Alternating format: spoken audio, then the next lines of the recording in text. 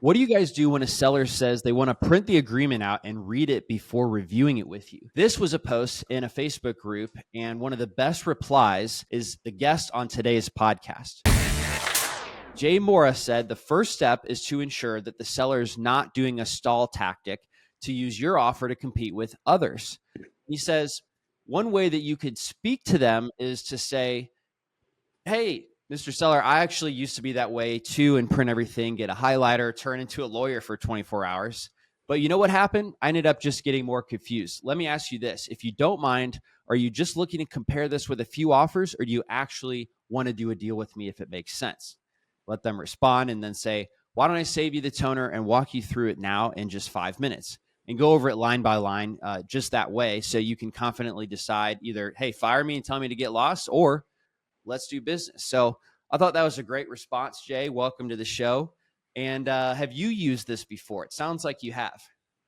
All the time. Well, think about it. Have you ever been, first of all, before we get started, thank you for having me on your podcast, man. It's a pleasure. You're welcome. Uh, so the answer to that, yes, absolutely. One thing that people do a lot is we stall. Why? Because we're trying to defend ourselves. We don't want to put ourselves in a predicament. We always want to give ourselves some more time to think. So, for example, have you ever been to a store and let's say it's a clothing store? Have you ever told the clerk, you know what, I like this shirt. I'm gonna come back tomorrow and I'm gonna pick it up. Yeah, this is gonna be the shirt I come and get tomorrow. And the reality, did you ever come back the next day to buy it? Yeah, Most sometimes you like don't. You get busy. most of the time. So here's the thing, most of the time you don't, right? Whenever you hear I gotta think about it, or those maybe, possibly, supposedly kind of words, talk to my spouse, talk to, always bring in another party. That's a game that we play to defend ourselves. And the best way to do it is to call it out. Call out the game. Is it really that you got to read it over? If that's the case, I really respect that. But you always want to have an upfront commitment, because what happens after you get the verbal agreement? You get depressed because you look at the DocuSign and it says the seller viewed it, never signed. And guess what? You try calling them back and they don't answer. So Yep. you always want to just address it up front. I tell people in every conversation, and before I even go into any negotiation, can I ask you a couple questions? You ask me a couple. Let's just see if we can do business. Are you comfortable saying no to me? I am. I'm absolutely comfortable firing you. So I just want to make sure we're both straight shooters here. What Totally. does that do? Drops those walls. Yeah, and the thing I will say is I like that you actually did say, hey, if you really need to do this, I respect it, right? Hmm. Because I am the type of person that the more somebody pushes, the more I like just go away, even if so. But I thought the way you said that, I would have been receptive to that as a person who does probably like to look at things on their own. So great. Well done. It definitely was. I thought it was great in the Facebook group. So could you tell us about your business? When did you get started? What is your business like now?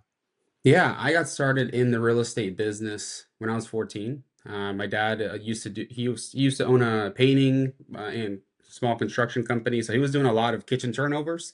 And so I began working with him on the field, and I started doing drywall, mud, spackling, painting, and then kitchens and cabinets. So that's how I started in the business, and I was doing it for I was doing military housing in Langley, like right off the base in Virginia Beach, and Norfolk. So from there, I started getting really interested in just, business itself. But prior to that, I actually was going to school for nursing. So I think it was 16 years old. No, when I was 15, I passed a test called the post education test requirement test, which means I never went to high school. I bypassed the need to be a high school student. So I went to a vocational school. So I was 14 years old in a room full of, bald people, old people. I was like, man, I'm like really young here. There was like one other person from my school doing the same thing. So I thought I was going to be a nurse. I thought I was just going to go and just, have a successful nursing career. And in 2018, so the year I graduated, I was in a car accident. Oh wow. So so the car accident caused me to be in a wheelchair for almost 2 years. Now, one Dang, thing are I you have, serious? That's hmm crazy. yeah, I had to get my hips reconstructed, my femurs reconstructed. So, what could I do that could make me some money? And So I had to figure it out.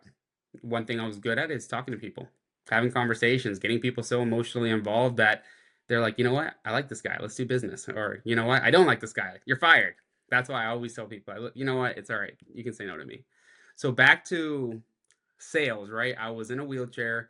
I was doing car sales. And some German guy, he's like, man, you should do real estate. He bought like 8 or 9 Escalades from me. He was doing like it was Turo before Turo was a thing, right? He was doing like luxury rentals in Vegas. So he was shipping these cars off to Vegas. He's like, you should get into real estate, man. I'm here looking at this guy. I'm like, come on, really? Nah, I think I'm good. I'm doing good money here selling cars. And he came back like 6 to 8 months later and he's like, man, you should really get into real estate. And at that point, I was a little bit more mobile. I was off the wheelchair. I was more in a walker. And I'm like, you know what? Let's do it. Let's figure this out. So I started doing waterfront realty as a realtor. And from there, I was like, you know what? Real estate's cool, but I don't really know anything about investing. And I kept getting, remembering when I was doing the fix and flips with my father. And I'm like, let me try my first flip. And it didn't go so well because I was one of those agents that, whenever an investor called me up on a listing of mine, I was like, you're trying to steal my seller's equity. You guys are all scum of the scum. I was that agent. So I can never say I was a investor friendly agent. So I took on my first flip. I think I made like maybe 5 grand after all is said and done. I didn't go into the red, which most people do. And so from there, I just started doing my own thing and I started working under a GC and became a rehabber. So, okay, you got in a car accident, you were in a wheelchair, you needed to make money somehow. You found out you were good at Mhm. talking to people, but then you did retail waterfront real estate. Yeah. That was after you got out of the wheelchair? It was so I was at a point where I was in recovery. Most of the morning I would be in like in a wheelchair. I still had to get up and started to move around while I was doing my own personal rehab. I never went to rehab. I went to the gym and I just started working out and just I was young, so What did you do to make money while you were in the wheelchair? car sales. Oh, car sales. I missed that. All right. Yeah, So, how did you get the money to do a flip after having been an agent from waterfront real estate? I guess waterfront's pretty expensive. So, was it just you saved up from doing commissions transactions? from commissions. Yeah, Got it. they're larger amounts. So yeah, from commissions and also mixture of commissions, hard money, and I had a contractor that took me in, showed me the ropes, and so we partnered up. Got it. So, the contractor, he provided some capital, I guess, certainly labor, right? Definitely Um, labor, definitely a part of the capital, and it was just a learning experience right along the way. My first one was without a contractor. My first one, I think I had a from my dad's network. He had a couple guys that it took us a little bit longer, like 9 months to do a basic fix and flip, but we ended up doing nevertheless, and we got it done. wow. So you put a lot of money and time up for doing a flip. So making $5,000 is pretty much like you didn't do anything. But you did learn though. That was, Oh yeah, I think, learn. mostly what's valuable by people who do that first flip and first deal and don't make a lot of money. So I guess it didn't discourage you too much because here we are. Do you still do flips as well that you buy direct to seller? I don't do a ton of them, so it's been a few years since I've done a flip myself because I was doing it myself. I was in the field doing it, and now I outsource it. Right now, what I'm mainly doing is I'm buying land. I'm holding land for a couple of years to let it appreciate, or I'm selling land on terms. So I'm buying it and reselling it on seller financing. I like that monthly income. The only downside about land is there's not a lot of depreciation. So I still need to build my rental portfolio. And so what I'm looking to do right now is get into ground up construction. So that's one thing. I've been shadowing builders. I've been working with builders exclusively, selling them deals and picking their brain while I'm at it, walking on their job sites and learning as I go, right? The school of hard knocks. So that's my focus right now is the new construction game. I want to get into like the entry point of luxury. So like the mid-level luxury, I see these big profits that these investors that I'm selling these deals to. Yeah, it's cool selling a land flip and making 25, 30, 40 grand. But I've been walking these properties, these projects, and these guys are making triple digit returns or more, especially in the luxury space. Yeah. And what market are you in? So I live in Germantown, Maryland, and it's my market that I'm primarily buying land is North Carolina. So Okay. I spent 13 months cold calling buyers just to understand their buy box before I got my first wholesale deal, official wholesale deal. And then I start from there. I started just working with other wholesalers. I'm helping them close their deals. Like for example, there's a ton of wholesalers that get a deal locked up too high, Yes. or they're scared to retrade with the seller, so they'll go and cancel the contract. That's where I come in. I've countless times I've gone on the phone with the seller, gone on the phone with the JV partner, and renegotiated that property in order for us to make profit, and then we just split those fees. Now I'm at the point right now where I'm just buying it, I'm holding it for a bit, let it appreciate, and then reselling it. And so I'm looking for my first build in the Frederick, Maryland market. So Okay. Frederick County or even Washington County, because I want to do a build to rent model. Yeah, I've heard about that. No, it's great because then you're basically offering a brand new product that's going to be a rental property that doesn't have problems for the next 10 years because everything's Mhm. new. And yeah, there's definitely a market for investors that want to buy that. Um, how many years have passed since you had kind of recovered from that wheelchair injury and then It's did that first deal? 11 years. Got it. Yeah.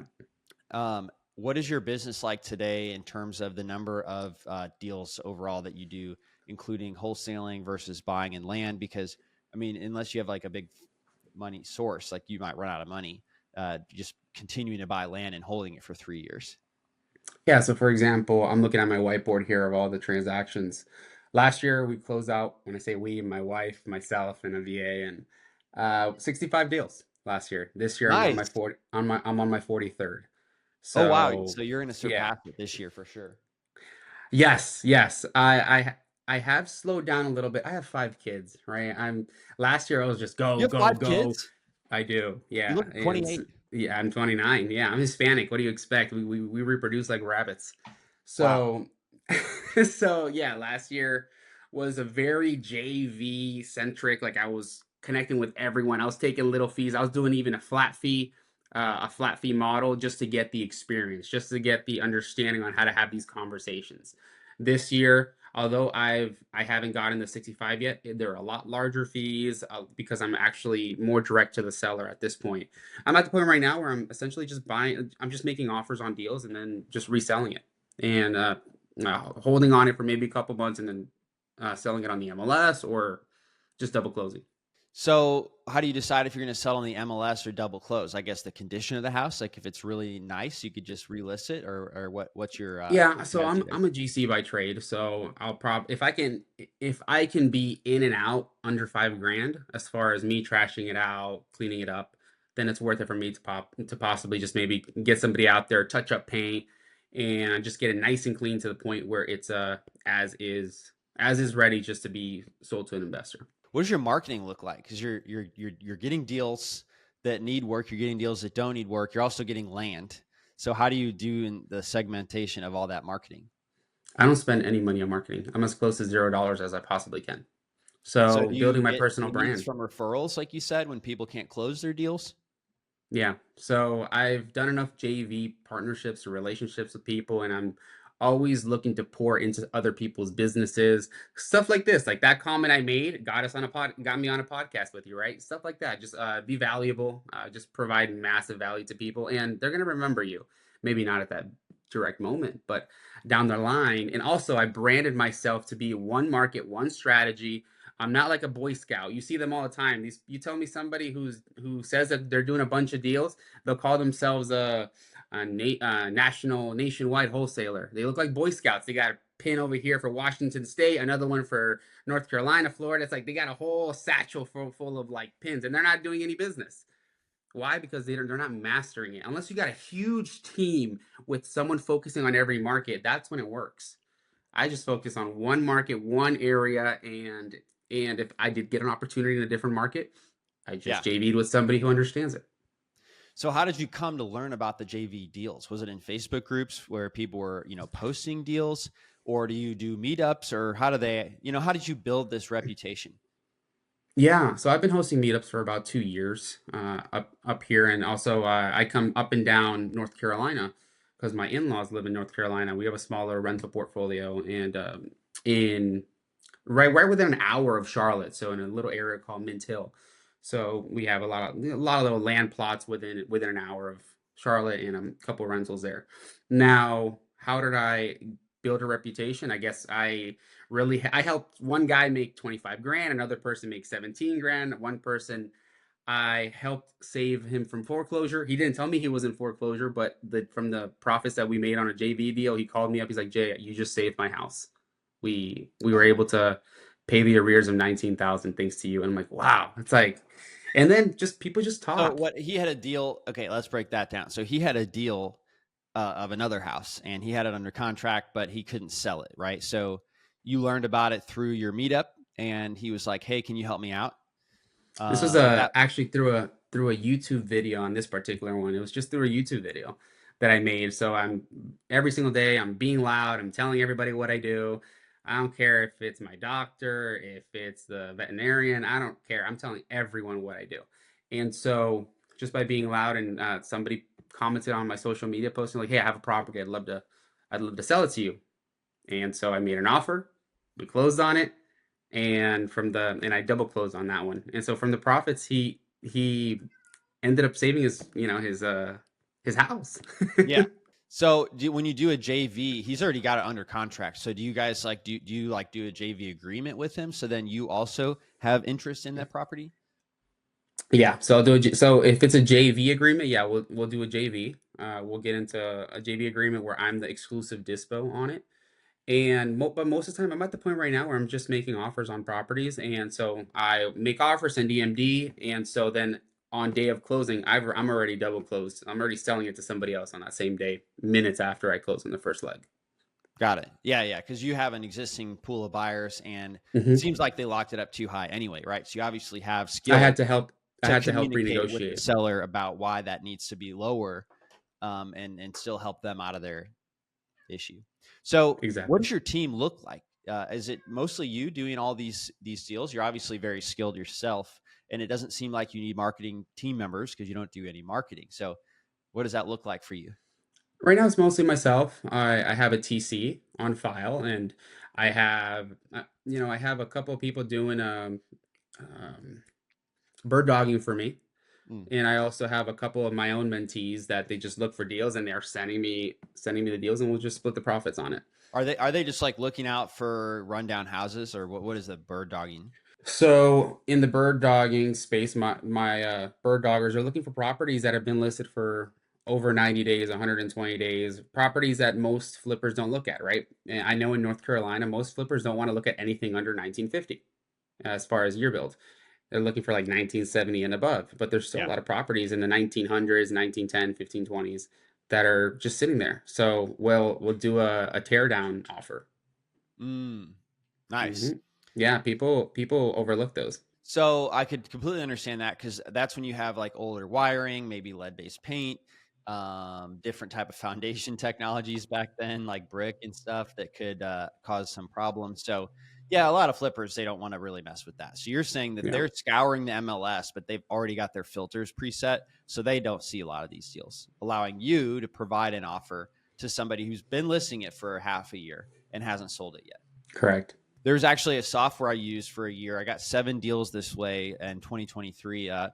I'm not affiliated with this software at all, but it was called Zoom Offers Now, and it would link to my.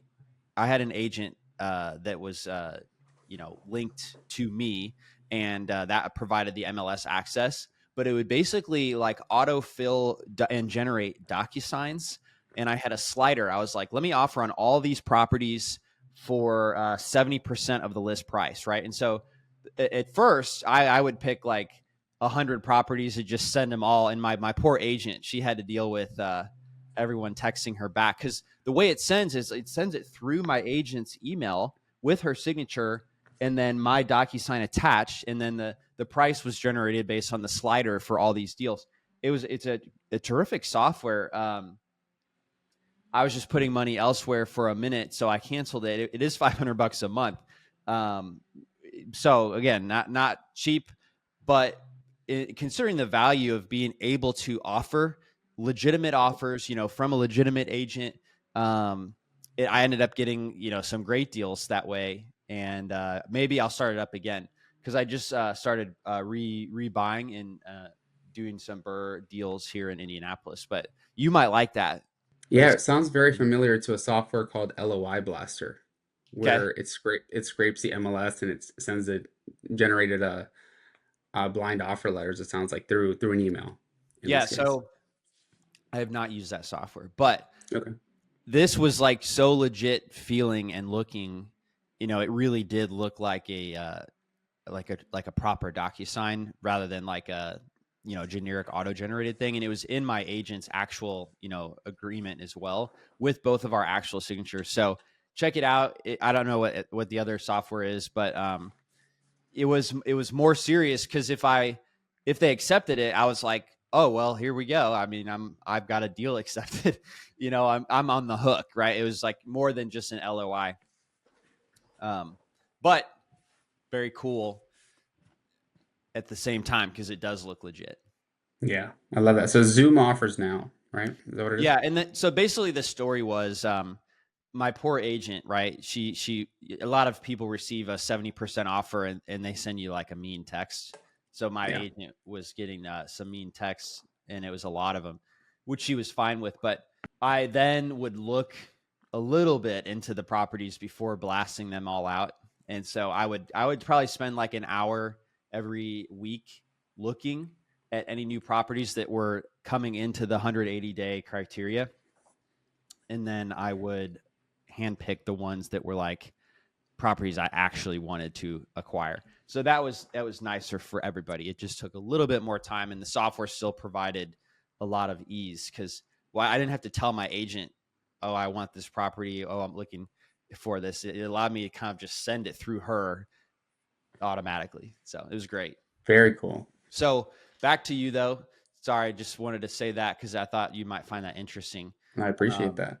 why and so you're doing pretty well. You don't have a lot of team to share these profits with, and you're making 25 to 40K per piece of land that you flip, it seems like, and you're doing 65 deals a year. So what's driving you to want to? I probably already know the answer. It's like, a lot of people would look at that and say you're doing well, but at the same time, I feel like people like yourself, they are hungry to learn new things, right? And you're hungry to take on new challenges. So you probably see the development side as that next challenge that you want to learn. Yeah, exactly. And out of the 65 deals, I've lost money on deals, right? And that's just the risk you take in real estate. Most investors, once they see that there's no margin on the table, they end up canceling the contract. Well, which is great, yeah. But there's a lot of opportunities. Like for example, last year I assigned 5 deals at $0, and actually I gave some money to the seller to also help with relocation just because I was already vested into it. I was invested into the deal, and I might have not made money, but I've made a really good, solid relationship out of it. Well, I have to say that's remarkable, right? Because you know that long-term reputation, especially in a business driven by Yep, referrals, really matters. exactly. Yeah, it's about who, right? And that's one of the people always ask me, why is your logo the owl? For one, my wife came up one day with these shirts and stuff, and it's because I have the same tattoo on my arm, Yeah. and people always ask, why the owl? Why the owl? Well, I spend my days asking myself, who can help me with this? Who can help me with that? Who can help me with this? I sound like an owl all day asking, who can do this? Who's got money? Who's got this? So it's all about who can help you in this business. But not only that, your reputation also is important. So who knows you? Love it. So you wear the owl every day? You just have it on your Yeah, arm? that's my brand. That's my brand. Yeah. So on all of our signs and all of our stuff, yeah, that's my branding now. That's so cool, man. So, all right. What else would you like to leave people with? Maybe like another sales scenario would be appropriate since that's how we started. And you Yeah. seem to have quite a tool belt. Yeah, I'd like to leave you with a couple of different things. Well, in sales, most people, what do? They get a script from someone and they're so focused on the words on the piece of paper and they're not really listening to what the seller's saying. Because sometimes the seller comes right off the bat with motivation, with energy, with emotion, with pain. And then if you don't catch on that, what do you end up doing? You ask the next questions. Oh, tell me about the condition of the kitchen. Yeah. Hello, the seller just told you that they were in foreclosure and they're going to lose their house in 3 days, and you're asking about the kitchen. Let's hit on that first. It Wow, can really be off-putting. And yeah, yeah, for sure. It feels like you didn't hear what they are really struggling with, and they could feel that. yeah. Scripts don't work, in my opinion. It's not that the words on a piece of paper. The words on the piece of paper are great. You have to really understand them and project them the right way. Because have you ever been on a call with someone and someone from the other side of the world, and you can understand, you can hear that they're actually speaking from a piece of paper. Like you can hear it, and sometimes they'll do an awkward pause to try to figure out how to answer. And you'll hear. I sometimes I catch those things. I'll hear them flipping through paper and I'm like, man, you're reading your script? How many pages did they give you? I'll say stuff like that. So in sales, if I was going to leave you with something, we're a cross between a doctor, a lawyer, and a thespian. And no, that's not a bad word. That means an actor. And so what most people don't understand, what does a doctor do? He asks you the right questions. You have a pain in your shoulder. When did it start? Does it get exacerbated when you eat spicy foods? Or tell me, like how high can you have range of motion? Like when does it really start hurting? Is it when you go front and back? Like they'll ask these questions, and then what happens? In like 5 minutes, they're out of the room. They gave you a prescription, and here's a $10,000 bill. So we have to be like the doctor, and so ask the right questions. We should be the one doing 30% of the speaking, right? If we're doing 70% of the speaking, you've lost. Hmm. Always give people permission to say no to you. Why? If I give you the permission to say no to you and I show people that I'm as busy as it is, it's absolutely okay to say no, but we're going to figure out. It's either going to be, yes, Jay, I want to work with you. Jay, get lost. I don't like you. Let's not do business. But maybe it's not in my vocabulary. And I always tell it sellers, like, sir, are you comfortable saying no to me? And most of them are like, yeah, sure. Oh, thank you. Appreciate that because I'm very comfortable saying no to you. I just want to make sure that either it's going to be a no. As much as I'd love to do business with you, sometimes it's not a good fit. Are we okay with that? I love that.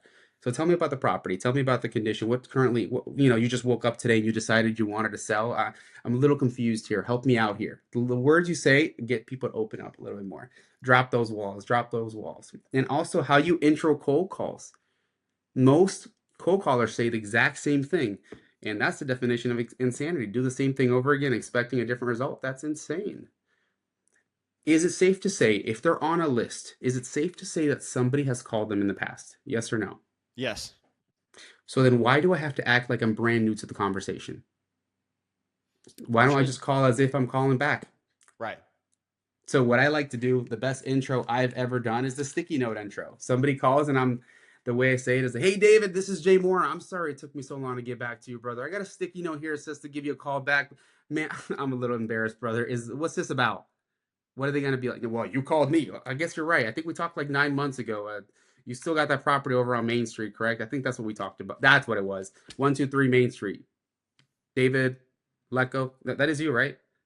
Yeah, Yes. yeah, that is. Yeah, you know what, man? I totally forget. Sometimes I forget what I eat for breakfast. But yeah, we talked like 9 months ago, I believe. And That's man, what's crazy. going So on with that property? you really start this. You really start the conversation without mentioning the property at all. Correct. How often when you say what were they calling about? How often do they say the property versus you having to bring it up in the next part? Most of the time they say the property. Yeah, I think I filled out a piece of property over on Main Street. Oh, that's it. That's it. You're right. Sorry about that. My chicken scratch here. I should have wrote better notes. It's 123 Main Street, right? Yeah. Okay, great. And it's already sold. It's already a done deal. No, no, I haven't sold. Oh, okay. You mind if I ask you a couple questions on it? I'd love to see if maybe I can give you a big check today Wow. and let them open up. What am I doing?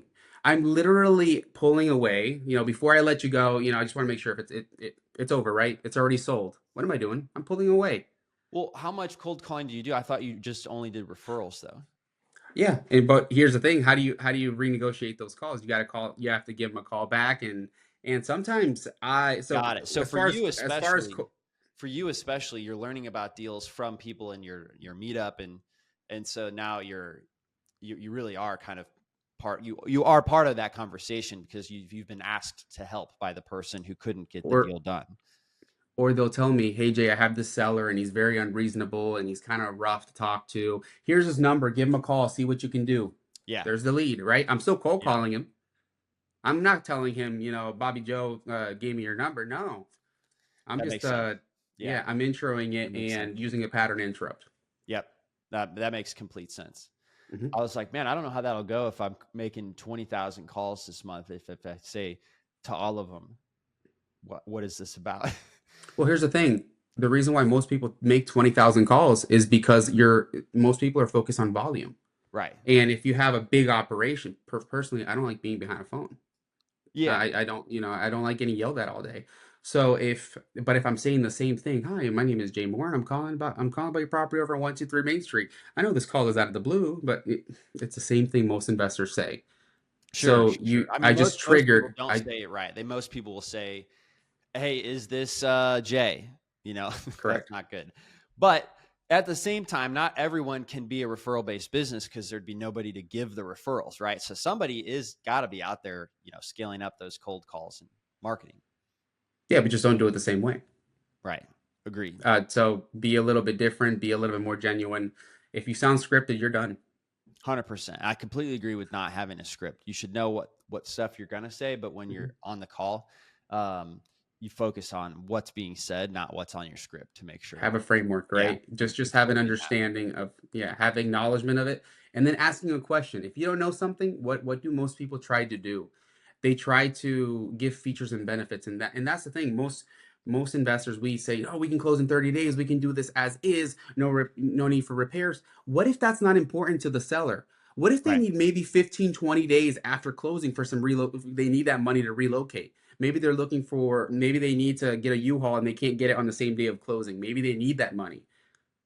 Sir, tell me a little bit more about, this issue that you wanted to sell, but do you need to close on closing day or do you need a little bit more time? Help me out here. Yep. Most of the time they'll tell you, well, yeah, no, most people tell me they can close in 30 days. I need 60 days to get out of here. Okay, great.